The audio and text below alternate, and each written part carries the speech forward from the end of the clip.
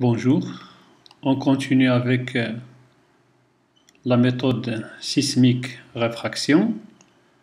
On avait vu dans les vidéos précédentes le cas où on a des couches avec des interfaces qui sont horizontales. Et dans cette vidéo, on va voir le cas lorsqu'on a des interfaces inclinées. La même chose, on va analyser le problème, donner l'équation distance-temps, comment on peut déterminer les épaisseurs et généraliser dans le cas où on a multiples interfaces. On considère ce modèle de subsurface avec une interface qui est horizontale entre deux couches de vitesse 500 mètres par seconde et la deuxième couche de 1500 mètres par seconde. Et un deuxième modèle où on a un pendage qui affecte l'interface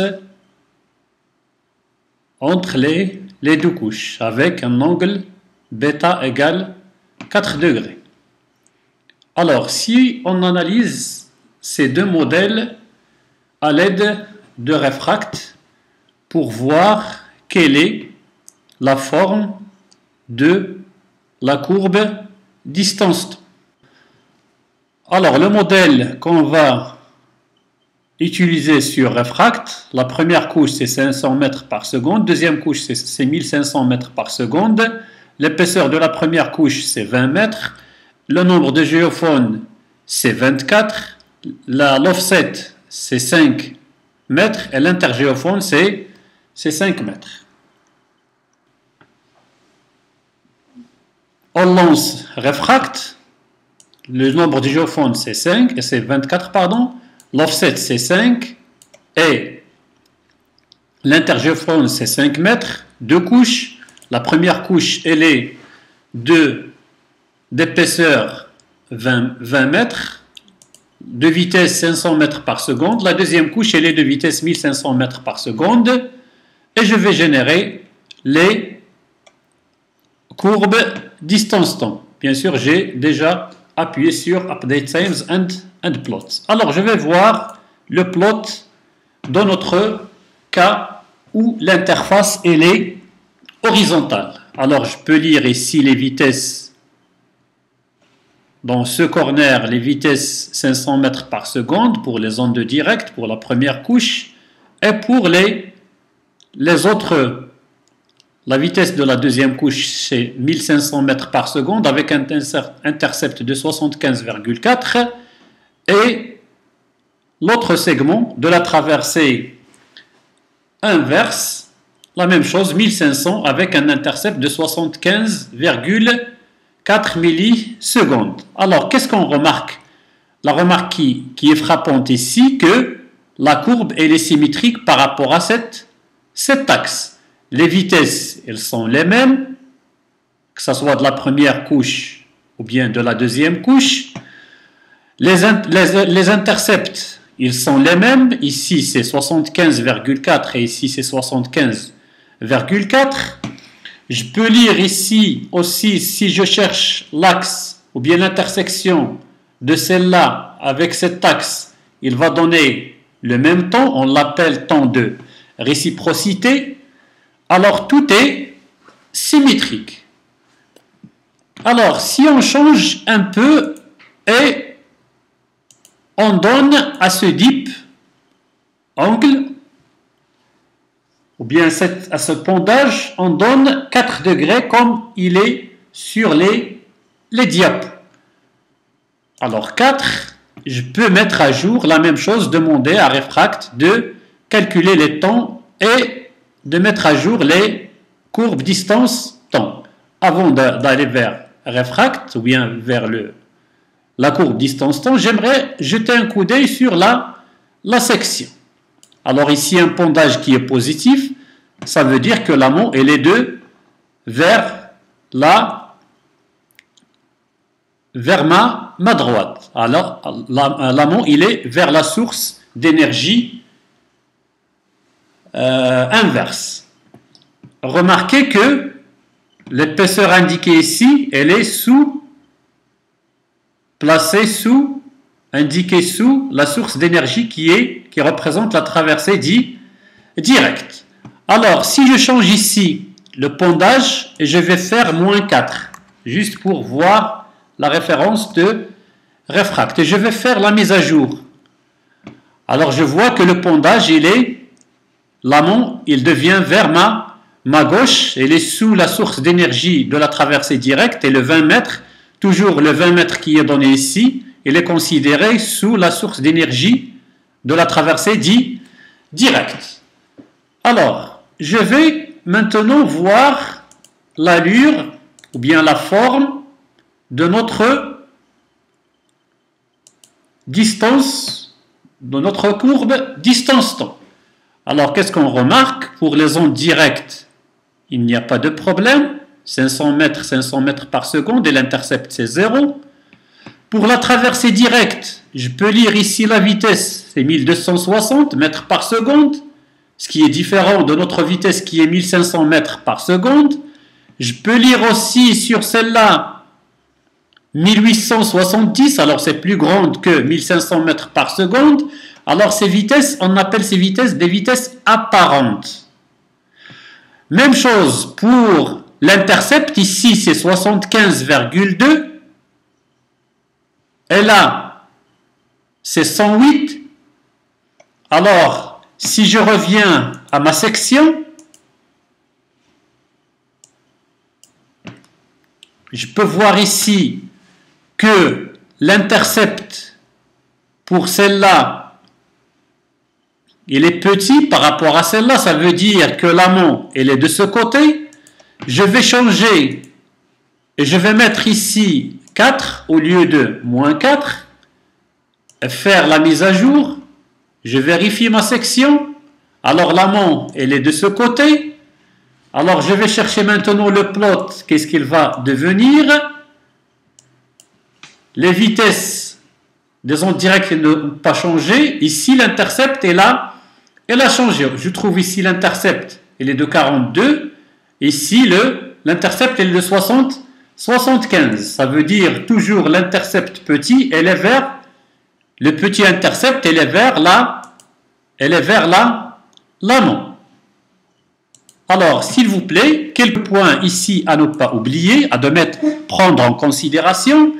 La vitesse V1, c'est la même parce que là, les ondes directes ne sont pas affectées par le pondage.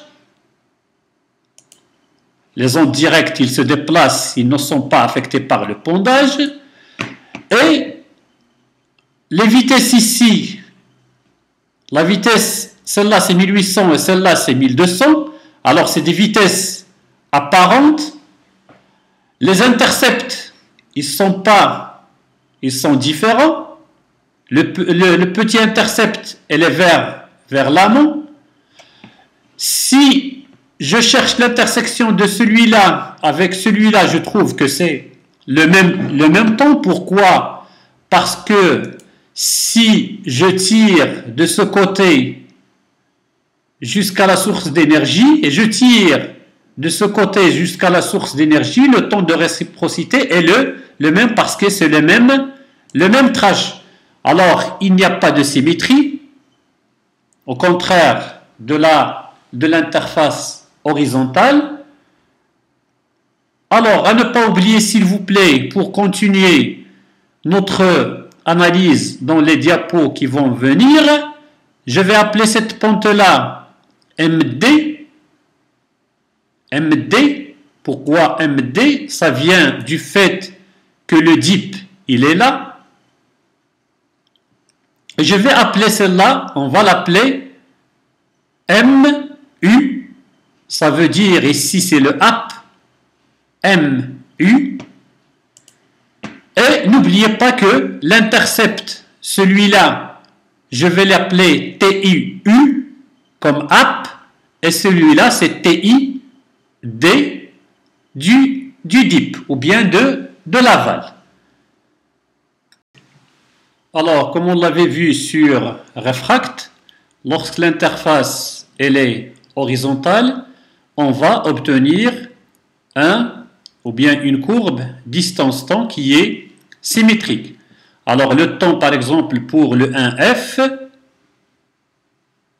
c'est le même pour le 1R qui est à une même distance de la source d'énergie inverse. La même chose pour les 2R, le temps d'arrivée pour celui-là, c'est le même temps d'arrivée pour celui-là.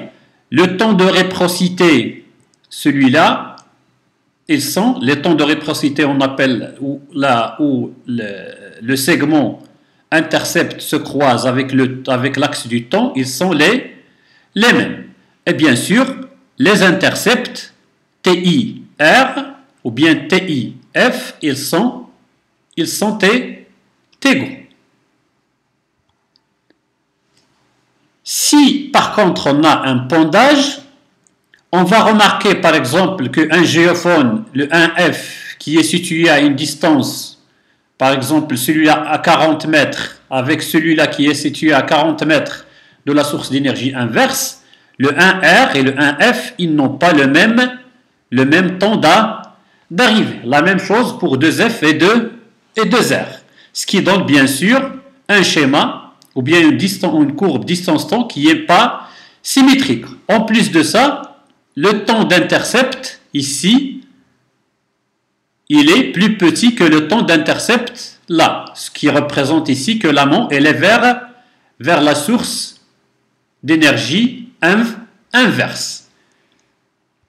Alors, on note s'il vous plaît, comme je l'avais dit, c'est ces points. Alors, on avait dit que le segment des ondes directes n'est pas infecté, alors on connaît le V1, on connaît les vitesses apparentes, j'ai noté celle-là, MD, et on note ce segment MU, ils sont connus, et bien sûr, les temps de réciprocité, ils sont les mêmes. Et ne pas oublier les intercepts, comme on va les utiliser pour calculer les épaisseurs. Alors, si on tire de ce côté, alors on l'appelle, ici c'est le dip, on l'appelle time ou bien le temps D. La même chose, c'est EM sur V1 plus MN sur V2 plus NG sur V1. Alors, après un traitement mathématique, on va obtenir cette formule. La même chose si on tire de l'autre côté. Je ne vais pas insister sur le développement mathématique. Alors, on avait dit que cette pente, elle est connue. C'est MD. Et cette pente-là, c'est MU, elle est connue.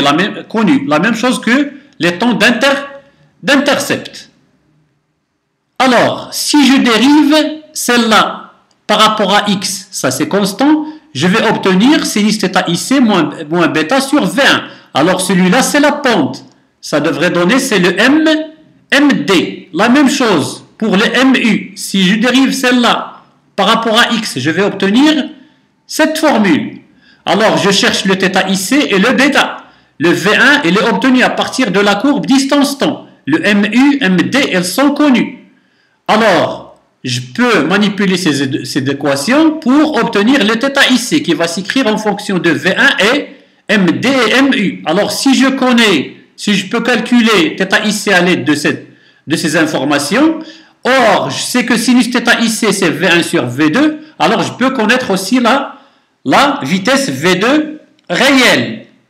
Et je peux aussi calculer le bêta en fonction de V1, MU et MD. Les temps d'intercept étant connus, je peux les utiliser tout au long avec bêta pour calculer l'épaisseur sous la source d'énergie, HD, et l'épaisseur HI sous la source d'énergie inverse. Je rappelle que sur le terrain, on ne travaille pas avec des tirs directs et des tirs inverses. On considère un point de tir central et on déploie les géophones à droite et à gauche de la source d'énergie. Lorsqu'on passe à un modèle de subsurface avec des interfaces, multiples interfaces inclinées, il y a bien sûr un développement mathématique toujours derrière. C'est les équations d'Adachi qui sont données sous cette forme-là. Alors, réfracte et les coder en utilisant ces équations. Maintenant, vous allez analyser votre sismogramme de terrain où vous avez des tirs directs, une traversée directe et une traversée inverse. Alors, vous allez remplir sur réfracte les temps d'arrivée des ondes directes et réfractées critiques. Et sur l'autre colonne de time reverse ou bien reverse time, vous allez remplir les temps d'arrivée des ondes directes et réfractées critiques de la traversée inverse. Alors je vais vous laisser le soin de faire ce TP chez vous. Et bien sûr, vous aurez une courbe distance-temps similaire à celle-là, où vous pouvez lire les vitesses des ondes directes, et vous pouvez avoir les segments ou bien les vitesses apparentes de la couche 2, de la couche 3, et vous pouvez dire à réfracte d'utiliser les temps d'intercept pour calculer les épaisseurs. Et votre modèle final va être similaire à ce modèle qui est devant vous.